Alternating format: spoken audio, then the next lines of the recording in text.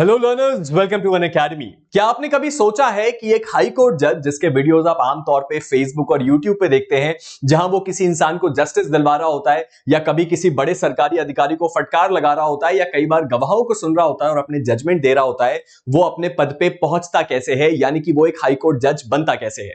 जब कभी भी हम बात करते हैं हाई कोर्ट जज की, तो हमने देखा कि कोविड-19 के बाद से जब से ई कोर्ट मैकेनिज्म हमारे देश में आया, यानी कि कोर्ट की हियरिंग वीडियो कॉन्फ्रेंसिंग के थ्रू होने लगी और YouTube पे इसका लाइव स्ट्रीमिंग होने लगा, तो पूरे देश ने पहली बार यह देखा और इस बात को विटनेस किया कि हमारी देश की अदालतों में और खास करके हमारी हायर जुडिशरी में प्रोसीडिंग्स चलती कैसे हैं, जो आमतौर पे वो मूवीज पे देखते थे। और एक बात हर किसी को समझ में आ गई कि एक हाई कोर्ट जज बनना बहुत ही पावर का काम है और उसके साथ ही साथ एक हाई कोर्ट जज के पास एक अनमैचेबल पावर होती है। मैं ऐसा क्यों कह रहा हूं? क्योंकि ऐसे कई वीडियोस आए जब हाई कोर्ट जज ने किसी एसपी साहब को, आईपीएस साहब को, आईएएस साहब को, कलेक्टर साहब को अपने कोर्ट में बुलाया और फटकार लगाई और उसमें बहुत सारे मिलियंस ऑफ व्यूज आए और ना जाने कितने हजारों लाइक आए। अगर आपके मन में भी यह सवाल है कि एक हाई कोर्ट जज कैसे बनते हैं, तो यह वीडियो आपके लिए है।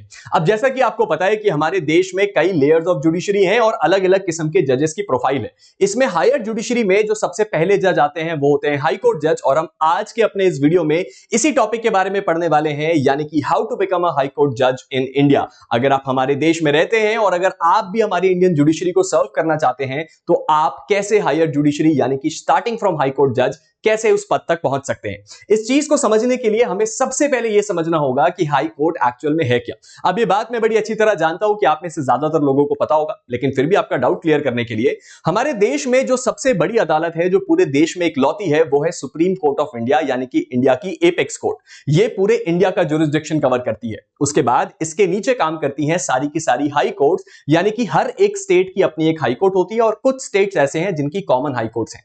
एक हाई कोर्ट के पास उसके पूरे स्टेट का जुरिस्डिक्शन होता है और कुछ अलग ऐसी भी हाई कोर्ट्स है जिनके पास कुछ एक्स्ट्रा जुरिस्डिक्शन भी होता है। यानी कि आमतौर पे अगर आप अंडरस्टैंडिंग बनाना चाहें तो एक हाई कोर्ट अपने स्टेट की सबसे बड़ी अदालत होती है। उसके बाद काम करती है डिस्ट्रिक्ट कोर्ट। डिस्ट्रिक्ट कोर्ट का मतलब होता है हर एक डिस्ट्रिक्ट यानी कि हर एक डिवीजन में अवेलेबल एक सेशंस कोर्ट और एक डिस्ट्रिक्ट कोर्ट, यानी कि क्रिमिनल और सिविल मैटर को देखने के लिए। अब जब कभी भी आप बात करते हैं जुडिशरी एग्जामिनेशंस की, जो सिविल जज की नियुक्ति होती है वो इन्हीं लोअर जुडिशरी के लिए होती है, यानी कि डिस्ट्रिक्ट कोर्ट्स के लिए होती है। और बहुत ही एक्सेप्शनल सिचुएशन में ऐसा देखा जाता है कि डिस्ट्रिक्ट कोर्ट के जजेस प्रमोट होकर हाई कोर्ट जा पाते हैं, क्योंकि डिस्ट्रिक्ट कोर्ट का टेन्योर ही बहुत लंबा है।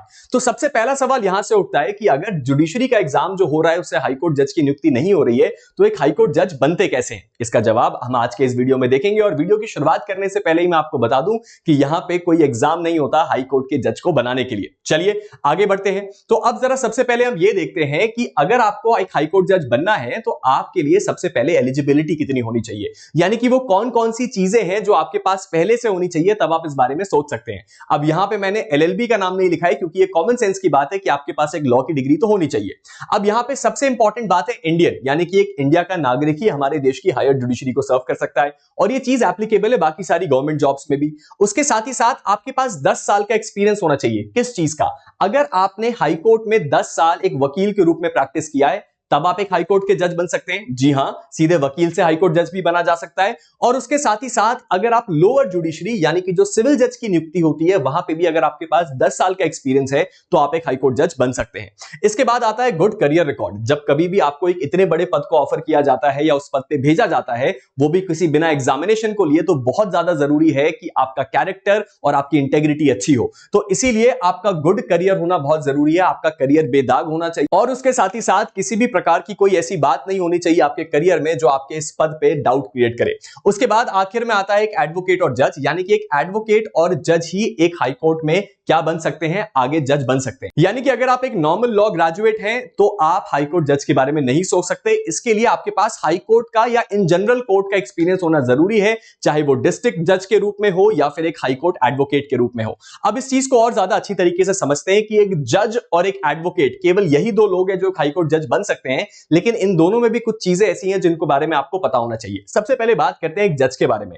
यहां हम बात कर रहे हैं वो जजेस जो पहले से सिविल जज के रूप में नियुक्त हैं। अब ये जजेस कौन होते हैं? जब ये प्रमोट होते हैं सिविल जज से तो वो बनते बनते बनते बनते डिस्ट्रिक्ट एंड सेशन जज के पद पे जाते हैं, यानी कि एक डिस्ट्रिक्ट का सबसे बड़ा जज। जब ये इस पद पे पहुंचते हैं तो ऑलरेडी इनकी एज 50 प्लस हो जाती है, यानी कि 50, 51, 52, कई बार 55 प्लस। ऐसी परिस्थिति में हम आमतौर पे देखते हैं कि इस पद पे भी इनको सीनियरिटी में आना होता है और यहां पे भी एक लंबा एक्सपीरियंस चाहिए होता है। अगर इस एक्सपीरियंस को हम 10 साल मांग लें तो उस सिचुएशन में ये ऑलरेडी इस एज तक पहुंच जाते हैं कि अगर इनको हाईकोर्ट एलिवेट भी किया गया तो ये मैक्सिमम 1 साल, 2 साल या 3 साल ही वहां पे सर्व कर पाते हैं। एक्सेप्शनल सिचुएशन में इससे ज्यादा भी सर्विंग हो पाती है। लेकिन जब हम बात करते हैं हायर जुडिशरी की, तो हाईकोर्ट जज का जो पद है वो तो एक स्टार्टिंग का पद है। उसके बाद आपको चीफ जस्टिस, उसके बाद सुप्रीम कोर्ट और उसके बाद सुप्रीम कोर्ट के चीफ जस्टिस यानी कि चीफ जस्टिस ऑफ इंडिया के पद तक भी जाना है। तो उसके लिए जो सबसे ज्यादा प्रैक्टिकल ऑप्शन है वो है एक एडवोकेट का, यानी कि एक ऐसा एडवोकेट जिसने हाई कोर्ट में 10 साल तक प्रैक्टिस करी हो और उसका अच्छा करियर रिकॉर्ड हो, मल्टीपल डायमेंशंस में उसकी प्रैक्टिस रही हो, तो वो एक हाई कोर्ट जज में एलिवेट हो सकता है। और इसकी सबसे खास बात यह है कि एक 35, 37 इयर्स के लोग भी इस एलिजिबिलिटी को क्वालिफाई कर लेते हैं और उसके बाद उनके पास एक लंबा करियर ऑप्शन होता है कि वो बहुत ज्यादा आगे पद तक जाएं, क्योंकि एक हाई कोर्ट जज को भी 5 साल सर्व करना पड़ता है हाई कोर्ट में मिनिमम, उसके बाद वो चीफ जस्टिस बन पाते हैं या सुप्रीम कोर्ट में एलिवेट हो पाते हैं। लेकिन प्रैक्टिकल सेंस में ये जो एलिजिबिलिटी है एक हाई कोर्ट जज की वो 10 साल की होती है। चलिए, हमने ये तो तय कर लिया कि भाई एक हाई कोर्ट जज आप बन कैसे सकते हैं, लेकिन सबसे पहले ये भी हमें देखना बहुत जरूरी है कि अगर आपकी एलिजिबिलिटी पूरी हो गई, आपने वकालत करी या जजशिप, अब आप एलिजिबल है एक हाई कोर्ट जज बनने के लिए, तो आपको नियुक्त कौन करेगा? तो इसके लिए सबसे इंपॉर्टेंट टर्म जो आपके लिए है वो है कलीजियम। अब ये कलीजियम एक ऐसा सिस्टम है जो हमारे देश में आया और इससे बहुत ज्यादा बवाल हुआ और बहुत सारी न्यूज बनी, क्योंकि इस सिस्टम ने ये बोला कि जजेस की नियुक्ति जजेस ही करेंगे, इसमें पॉलिटिक्स का कोई भी हाथ नहीं हो सकता, ताकि हमारी देश की जुडिशरी एकदम निष्पक्ष काम कर पाए। अब यहां पे क्या देखा गया, इस प्रोसेस को बड़ी आसान भाषा में समझिए। कलीजियम सिस्टम ये कहता है कि अगर आपको एक हाई कोर्ट का जज बनना है तो उस हाई कोर्ट के चीफ जस्टिस और उनके साथ साथ 4 और जज, यानी कि उस हाई कोर्ट का कलीजियम, इसी को हम कलीजियम सिस्टम कहते हैं, जिसके हेड होते हैं चीफ जस्टिस, वो वहां पे कुछ नामों के बारे में डिस्कशन करते हैं। यानी कि आपके स्टेट के चीफ जस्टिस आपके नाम के बारे में डिस्कस करेंगे अगर आपका नाम प्रपोजल से आया, और कई बार देखा जाता है कि चीफ मिनिस्टर भी कई बार कुछ नामों को रिकमेंड करते हैं। जब इन नामों के ऊपर डिस्कशन हो जाता है तो ये नाम भेजा जाता है उस स्टेट के गवर्नर के पास, गवर्नर के बाद ये नाम जाते हैं सेंट्रल गवर्नमेंट के पास। सेंट्रल गवर्नमेंट इन नामों के ऊपर बहुत सारी चीजों पे डिस्कशन करती है, जैसे कि विजिलेंस के लोग वहां पे काम करते हैं, साथ ही साथ इंटेलिजेंस के लोग काम करते हैं कि कहीं इनका बैकग्राउंड में कोई तो ऐसी बात नहीं है जिससे ये अगर इस पद पे आ गए तो हमारे देश को नुकसान पहुंचा सके। उसके बाद ये नाम जाते हैं सुप्रीम कोर्ट कलीजियम में। अब सुप्रीम कोर्ट कलीजियम क्या है? हाई कोर्ट के कलीजियम में हाई कोर्ट के चीफ जस्टिस और 4 और 5 और जज थे, सुप्रीम कोर्ट के कलीजियम में भी सुप्रीम कोर्ट के चीफ जस्टिस और 5 और जज होते हैं सुप्रीम कोर्ट के सीनियर मोस्ट, जो इन नामों के ऊपर डिस्कशन करते हैं।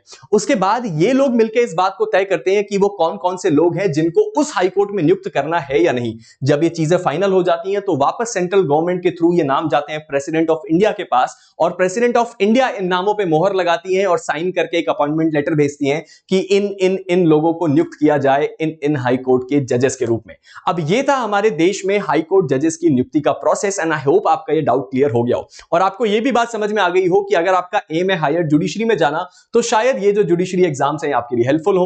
लेकिन अगर आपका टारगेट है हमारे देश के सबसे ऊंची अदालत यानी कि सुप्रीम कोर्ट तक जाना, तो इस वक्त प्रैक्टिकल अप्रोच ये कहती है कि आपको किसी एक अच्छे हाई कोर्ट में अपनी अच्छी प्रैक्टिस को करना चाहिए और उसके साथ ही साथ आपको काम करना चाहिए मल्टी डायमेंशनल प्रैक्टिस एरियाज में, ताकि आपका जो करियर है वो बहुत ही ज्यादा डाइवर्स हो और आपका नाम बहुत ही ज्यादा अच्छे तरीके से ऊपर आए। अब जाने से पहले और इस वीडियो को खत्म करने से पहले, अगर आपको ये वीडियो अच्छा लगा तो हमारे वीडियो को लाइक और हमारे चैनल को सब्सक्राइब जरूर कीजिएगा। जुडिशरी से रिलेटेड, एआईबी से रिलेटेड, इन जनरल सभी लॉ एग्जाम से रिलेटेड अगर आपका कोई भी डाउट है तो आप मेरे इस टेलीग्राम ग्रुप को ज्वाइन कर सकते हैं, जहां आपको study materials, regular video updates और उसके साथ ही साथ एक डिस्कशन ग्रुप भी है जहां मैं आपके कई सारे डाउट्स को सॉल्व कर पाता हूं।